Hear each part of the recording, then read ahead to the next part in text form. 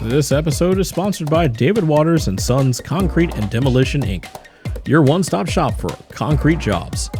A family-owned and operated cutting, coring, and excavation contractor with a proven track record of professionalism, reliability, and efficiency. For more than 20 years, they've provided the tri-state area with comprehensive, high-quality solutions to problems in concrete cutting, coring, replacement, and other selective demolition projects. A family-owned and operated business you can trust. When you hire David Waters & Sons, Inc., you're hiring trusted, experienced, knowledgeable technicians to preserve the structural integrity and long-lasting durability of your buildings. Give them a call at 302-218-4115.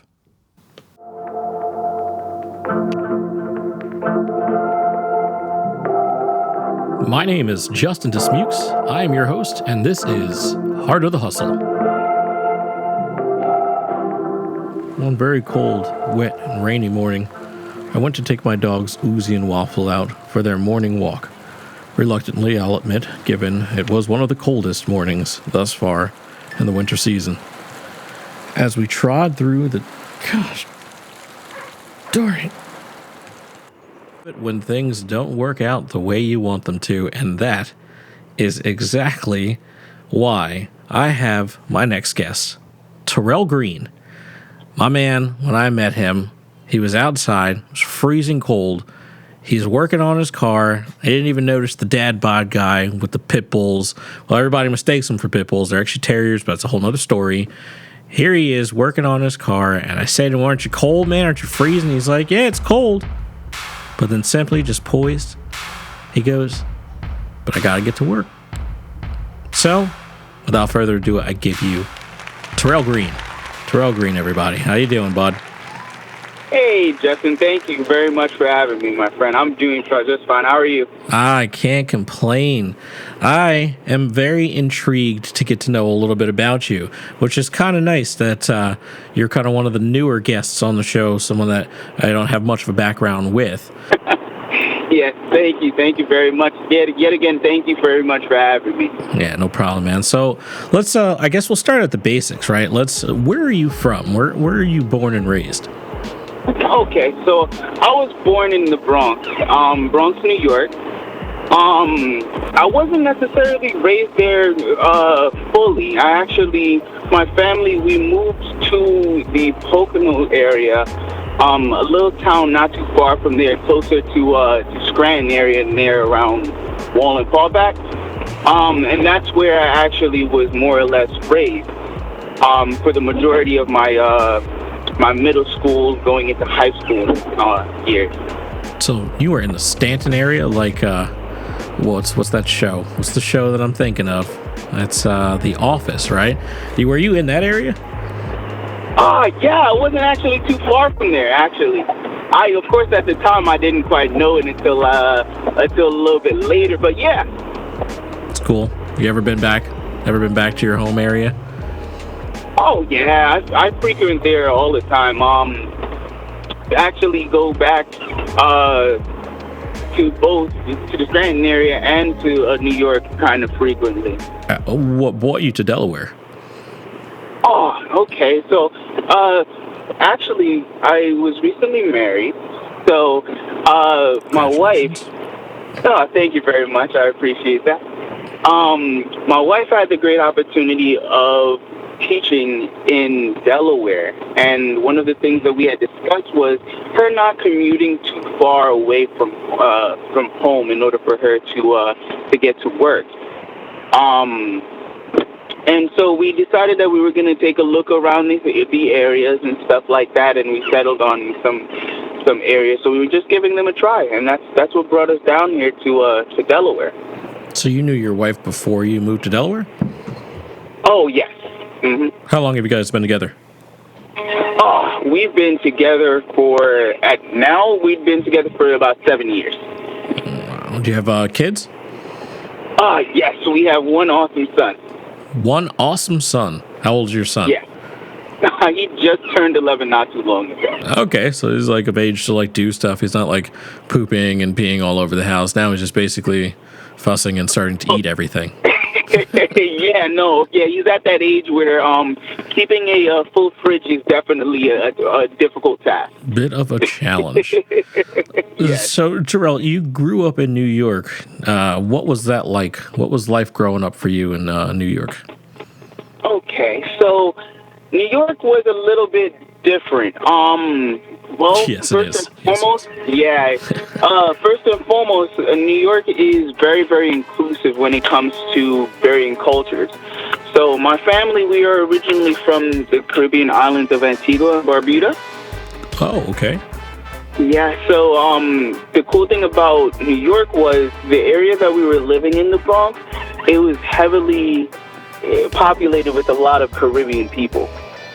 So it seemed like we were more or less home all the time, no matter where we went. We were already there, we were already in the area. And from there, they decided actually to move to the Scranton area. For my middle school and high school. Okay. All right. Yeah. And so was growing up difficult, or was it easy for you? What did your parents do for a living? We had a more humble upbringing. When it comes to saying we, it's more or less I and my siblings. There's 4 of us in total.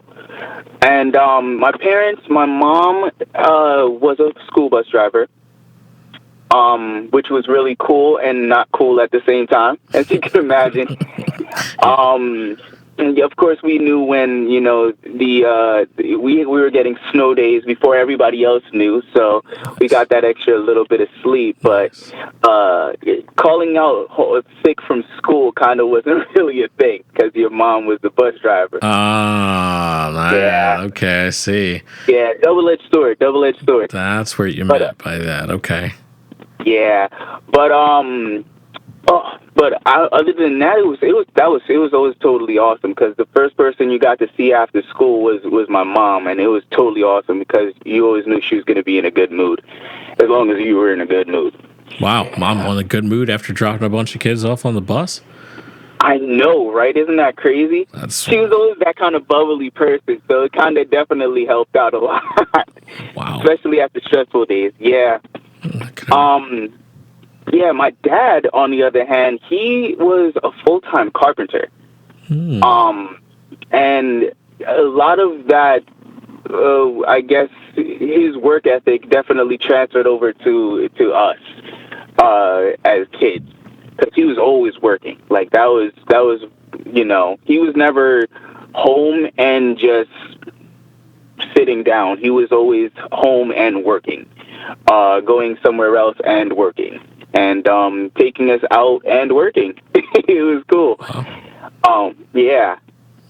Oh, okay, so is that where you got a lot of? I noticed. And so we live very close to each other, and so we often do see one another. And in passing, we do the neighbor, "Hey, how are you?" thing. But it seems like you move around almost as much as I do.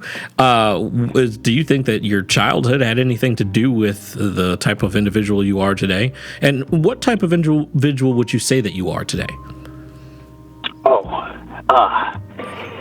I would definitely say yes. It played a very major part in the type of person that I am today. And I would easily say that the type of person I am is a passionate person in terms of dedication to my family. I'm very, very passionate about doing whatever it takes to ensure that they're able to live a living standard that I would definitely want for them. And I think that definitely contributes to the amount of times I work and how I work and the lack of excuses most of the time. I understand. You don't allow yourself to have the excuses, even though sometimes you wish you could, huh? Oh, of course. Everyone wants to be in their pajamas. Yeah, the COVID kind of helped with that a little bit. Did that affect your position, your job that you were doing? And what job were you doing at the time during COVID? I was fortunate enough to be working. I was actually in the front lines. I work as an anesthesia technician. So I assist with anesthesia, and that's one of those professions in the OR that is in direct contact with people breathing, exhaling, vapor particles, things of that nature. And that's So what I you was were more. doing during COVID. Yes, sir. Yes, sir. So we saw firsthand how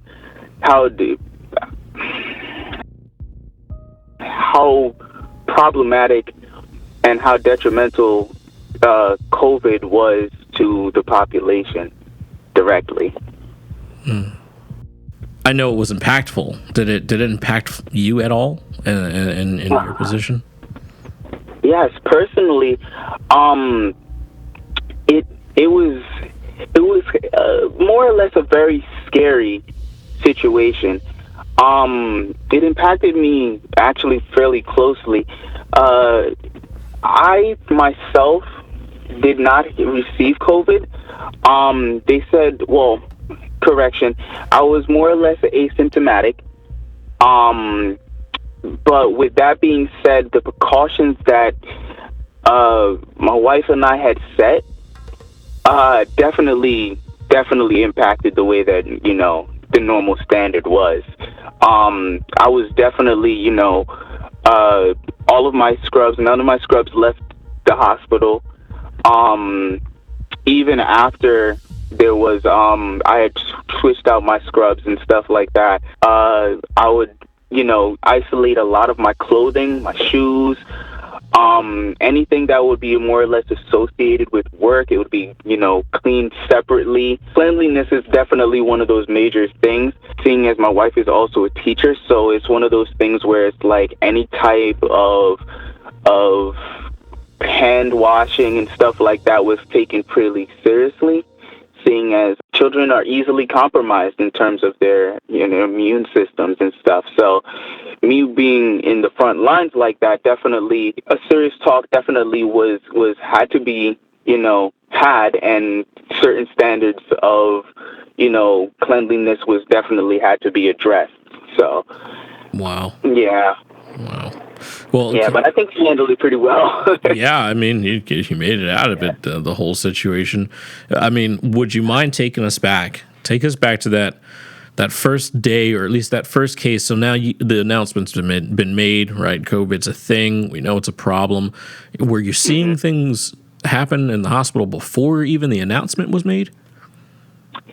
Yes, we were, and we saw an influx of people with respiratory issues, and in addition to that, we of course were seeing those symptoms of fevers, other flu-like symptoms, and the aching bodies and stuff like that. We actually got a good fair amount of reports of those. So notifications of that were more or less very proactively being sent to us as things were more or less coming to have a name. Once we had the name for it, and we actually knew what was going on, my personal response was I was terrified, to be completely honest with you. As you could imagine, it's like, oh, well, people are kind of scrambling here and there, and they're like, I don't necessarily know what and how I feel. The common cold no longer was a thing. The flu was no longer a thing. Right. Something straight out of a movie. Something straight out of a movie, basically. It's like it's no longer a movie. This is real life. Yeah, dude, it was absolutely terrifying. I mean, the idea of somebody coughing in the room was a completely different thing, whereas you accidentally choke on some water and give a little cough to kind of clear your throat, so everybody's looking at you like yeah, no. Which cough is it? Which one is it, guy? Exactly, which one? Yeah. Get out of here, man. Get out of here. Exactly, and that's one of those things where it's like, all right, well, keeping a positive mindset was definitely something that, they had mentioned. And being responsible and accountable was one of those things. Of course, you're expecting that it to be in a hospital setting, but just remembering that people are human is also a thing. So it's like, all right, well, yes, we have to take responsibility because we know what kinds of things go on and the repercussions of not being, accountable in those situations. So you felt like you had a duty, is that what kept you going? And even though you guys had gone home, you'd had some conversations. Now this thing has a name. What is it? I don't want to assume, but what is that kept you going? I mean, it sounds like you said you had a duty to do this. Is that what it was? So I do feel like, even now, I do feel like I do have a duty. As somebody that is informed, I think that we all have a duty. Once you have the opportunity to learn and gain information, it's our duty to then, care for our neighbors, and care for our families, and doing the best that we can with the knowledge that we have is absolutely important, I feel. And with that being said, one of those things that was, playing a major part in keeping me going was, yes, it was duty. But the foundation of that was the fact that it's like I have a duty not only to, my friends and the world, but definitely to my family, keeping them safe, keeping them educated, keeping them, up to date with the latest news to the best of their understanding. So that way I didn't have them, panicking, but they were aware in what kind of actions they needed to take, and the importance of certain articles of clothing. We in the industry, of course, as you know, we call it PPE, personal, protective equipment. Yeah, and the fact that a lot of people were a little bit hesitant to wear the N95s and other forms of coverings and stuff like that, versus, people that were proactively doing so. And, of course, in the healthcare field, once there's any kind of, bodily fluid potential or anything like that, that's one of the first things that we do in order for us to protect ourselves, because we don't necessarily always know. And that's one of those things where we had to push, and I had to also, take that upon myself to make sure that, my family was taken care of and safe. And so we can use that as an example of care for everyone else. That's interesting. So it's not it was the fact that you had a duty too, but the fact that you were able to, hold on to this knowledge kind of helps supersede that fear. Like, okay, this does scare me, but the more I know, the more I can protect. Oh, of course. Of course. Very interesting. Yeah. Wow. Okay. So that, I guess, begs the question. It sounds like the medical field is definitely right up your alley. How did you end up in the medical field? And did you do anything before this? Oh, yes. So I had the opportunity. Well, let's start at the humble beginning. Of course, when it comes down to it, a 16-year-old typically is going into the work field, and they're looking for the best job for them, but they don't necessarily know. So you have the opportunity to become a lifeguard or a McDonald's employee, and right. Options are pretty much endless for you at that age. Oh yeah, you know what I mean. And it's one of those things where it's like, yeah, so much pasta. All right, McDonald's. Yeah, there it is. They hired me. I'll take it. That's money. They hired me. This is great. I'm gonna get those shoes next week, so that's fine with me. Oh yeah, see, that's what I'm saying, and it's a beautiful thing. But you know what? That's where it started for me. Getting the opportunity to work in a as a team, actually. Oh, so you actually started in McDonald's? I actually did start at McDonald's. Oh, look at that. Okay. Hey, I take your order. Okay. Oh yeah, you know. So that team building dynamic, apparently, that was strong there. You know what? It was. Yes, it was. And the cool thing about it was we weren't just random McDonald's that you pass on the way to wherever. It was actually one of those McDonald's that were very, very high traffic. And not only just high traffic in terms of the customers, the corporate aspect of that, they would pop in frequently. So understanding that professionalism and communication and efficiency and those kinds of values were definitely translated to me from a very early age. And I thought that was so cool. Now that of course, we're older, we're able to look back at these things and say, that kind of makes a little bit of sense as to the reason why I find that there's a sense of urgency. Yeah, you're saying it. I'm like, I guess that's true. You learn something working at a fast food restaurant. Well, there you go, kids. Yeah, you're looking for a job. It ain't so bad. Gives you some basic insight of some life, apparently. I didn't realize that it made such an impact until you explained it that way. Exactly. And, I mean, if that doesn't do it for you, the fresh cookies are the best. The fresh cookies. There it is. Yeah. Silver lining. That and the French fries. Yup, nice. That and the French fries. Nice. I have a question now. I got to ask. I saw something on TikTok. Yeah, you never know whether you can believe anything you see on there anymore, but I saw them taking a burger patty, and it had 2 pieces of paper on it. It was a nice thick patty, and they put it on this grill thing, and it pressed it down. Is that really how the burgers are made? So, here we go. Not when I was. Okay. There was a press, yes. However, those papers were definitely removed. So the papers were more or less to prevent the patties from sticking to other patties. But they were frozen.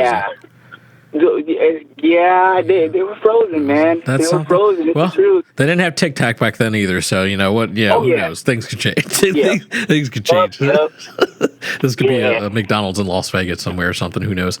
Yeah, you never know. Yeah. Wow. All right. So that's interesting. So you got your humble beginnings working at a McDonald's. You figured out teamwork works for you, basically. Yes. And that actually translated later on when I had the opportunity to work with a friend of my father, and he owns an HVAC company. And it was an absolutely marvelous opportunity. I got the opportunity to work with my hands, and I actually fell in love with the fact that I can, turn things on. I can work with my hands and accomplish things, whether it be cooking or turning on an HVAC unit, an AC unit after wiring it up and, reading the diagrams and all of this other stuff. I was able to apply that knowledge and produce something. Wow. Yeah. So you've gotten your hands into a few different things, though, since McDonald's. Oh, yes, most definitely. What are some of the jobs you've done? You mentioned HVAC, and shout out make sure you shout that out, too, just in case you want to shout out the company name. Oh, yes, most definitely. So, ACD heating and ventilation and cooling systems, based out of New York, Vernon, New York. Yes. There it is. Thank you very much. Yeah, thank you very much yet again and I hope that we're doing absolutely fantastic. Nice. Look at that. That's beautiful. So what are some of the jobs that you have? So you've done McDonald's, you've been in HVAC, you're now doing anesthesiology. Are there any other jobs that you had in between all of these things? Oh, yes. So I've done a little bit of graphic designing. I've always had a very big love for arts. So any and everything from music all the way down to sketching and drawing were always things that I did in my spare time. And after a couple conversations with my brother, Shane, he great guy. When it comes to business mindsets, anything that you can even think of, this guy is probably doing.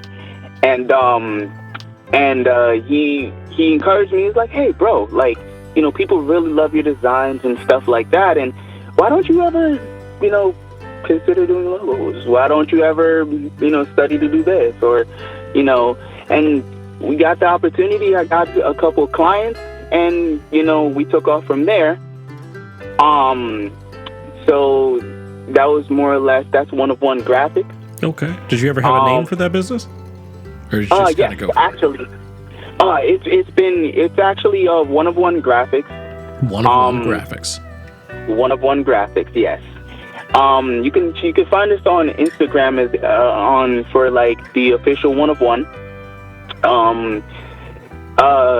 Finesse like Shane. Finesse_like Shane. Or even Rel the Rascal. Rel, of course, being one of my monikers and stuff like that. And those are, where you'd be able to find us. Okay, we'll make sure to put that in there. Make sure to put that in there for sure. Yeah, thank you. Okay. And from there, I've also done pharmacy with Rite Aid. So I had the opportunity to become a certified pharmaceutical technician. And that opened up a lot of opportunities for me in terms of the medical field. Look at that. Mm-hmm. You're a regular Walter White there, aren't you? You know what I mean? Or at least Jesse Pinkman, maybe in that area. Okay, so you've got a pretty extensive background, and it sounds like the things that you've learned, though, they are not easily learned. These are things that require some schooling, some knowledge, some teaching. Did you spend has academia always been part of your life? Oh, yes. So, especially being from a Caribbean household, one of those major things is definitely education. Education first. Culturally, one of our family mottos is, learn as much as you can, and any opportunity that you get to learn something, seize the opportunity and be grateful for it.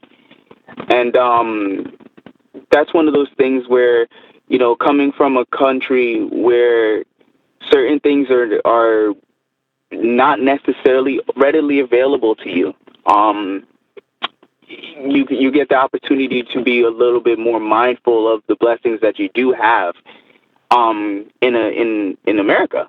Things that we often take for granted, like, such as Wi-Fi or steady electricity, is not necessarily always going to be readily available in other countries. And so when it comes down to getting the opportunity to learn, by picking up your cell phone and, typing in something into Google, other places you weren't really necessarily able to do so readily available. So, taking that opportunity to, yes, go to the library, or yes, being able to, jump on the internet was a lot of fun, because the more that you knew and the more that you were able to, learn, the more that you could talk about and you can share with your friends and family.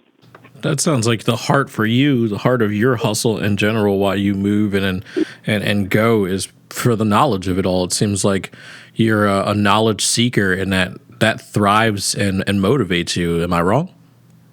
Oh, yes, most definitely. I mean, how better...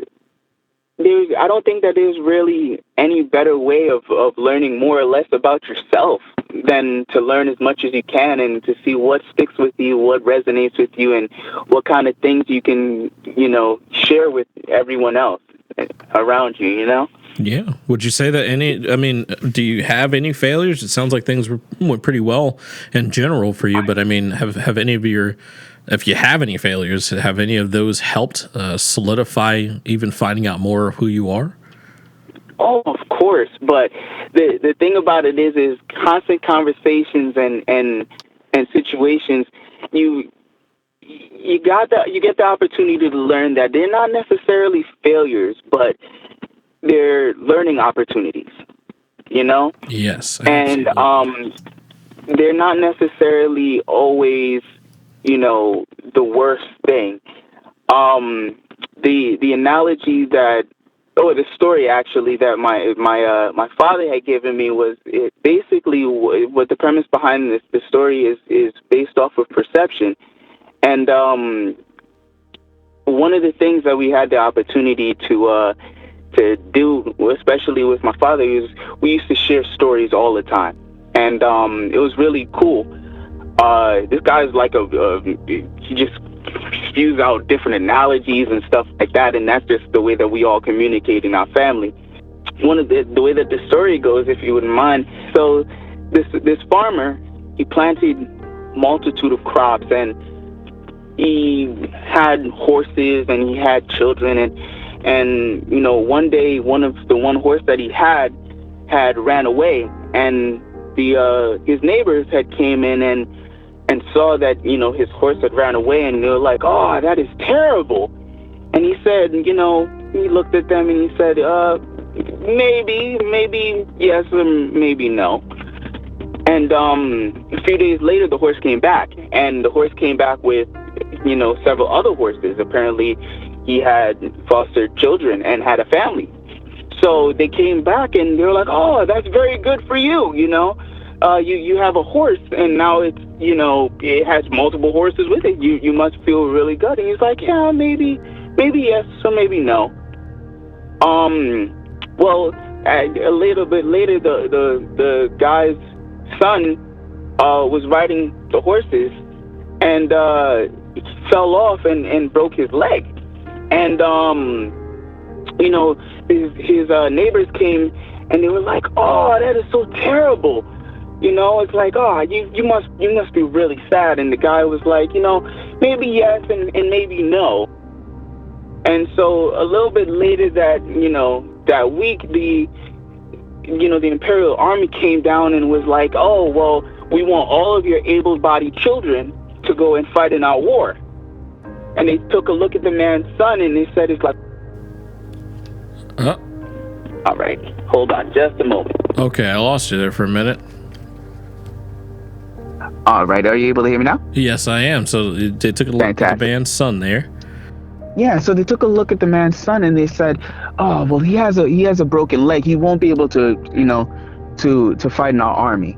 Maybe next time." And the guy's family, the guy's, his neighbors came down and were like, "Oh, wow, you are really lucky. Your son didn't have to go fight in the war." And the guy said, "Yeah, maybe yes and maybe no."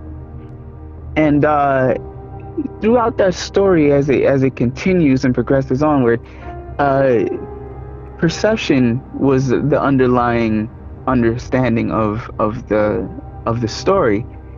And my father,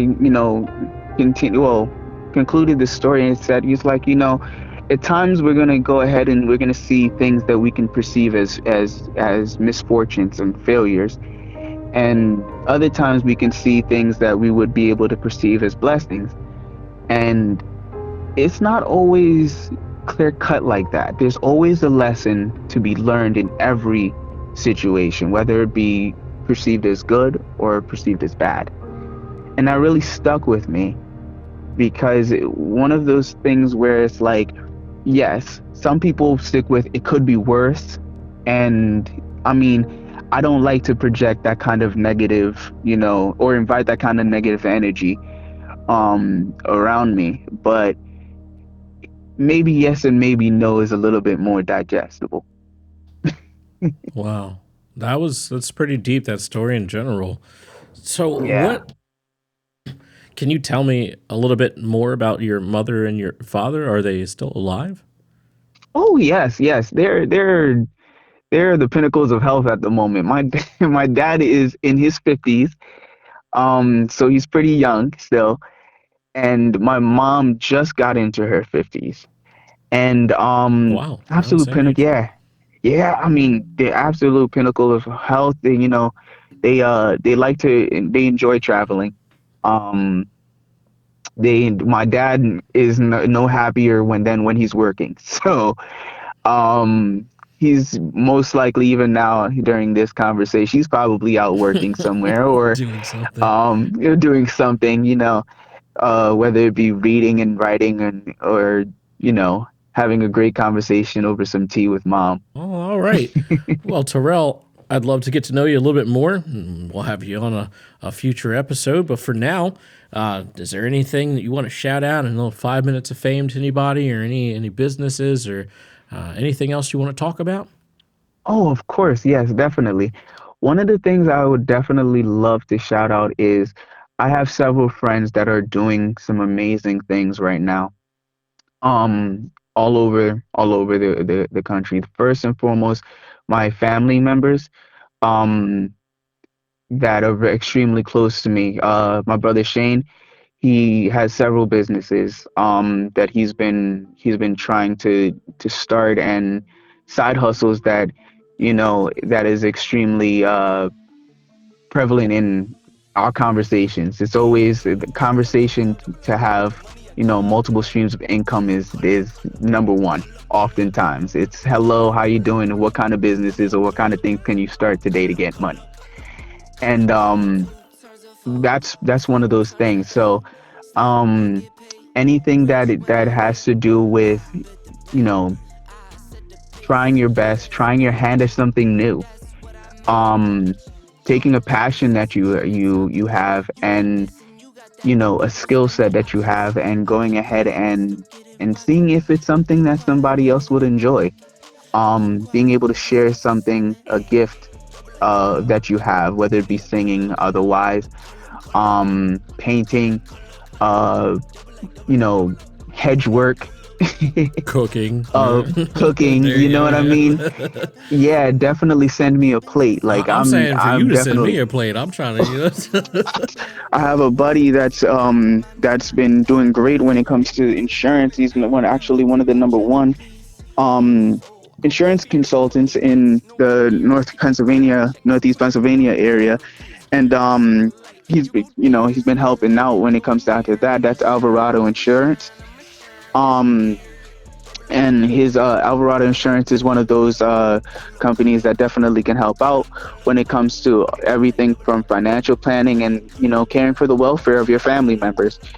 Um, um, Okay. Other than that, I think that you know check out your businesses. You've been doing some great work, and I definitely know I've seen firsthand how the kind of work that you guys have done, and I'm really glad that Thank I you. got the opportunity to check you guys out. I'll Yeah. definitely say you guys, if all your listeners, if you don't know, this guy's fantastic. Get the opportunity, you know what I mean? Just Listen, wild, if man. you, yeah, anytime. But yet again, I do want to thank you and your platform for going ahead and, recognizing, another person that's very willing to go ahead and go out there and work. And Appreciate you, man. You're killing yeah, it. You're killing it. I mean, yeah, seriously, it's just every time I see you, you're literally doing something else. And I try to buy his car from him, but he takes care of this thing.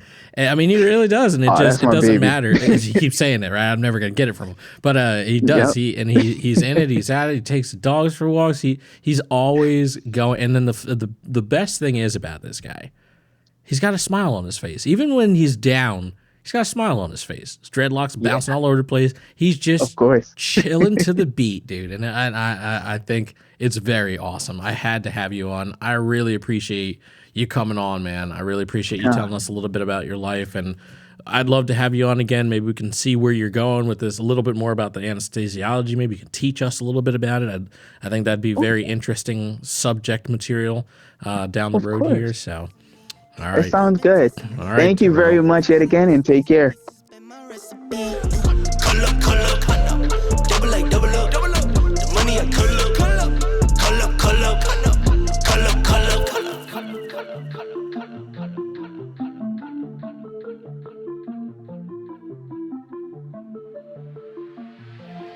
Well, folks, that means we've reached the end of our show. I really appreciate you listening. Please make sure you tune in next week for the next episode. Whatever you do, never give up. Keep on going. Whatever's in your heart, you hustle for it. Thanks for listening. Have a good one.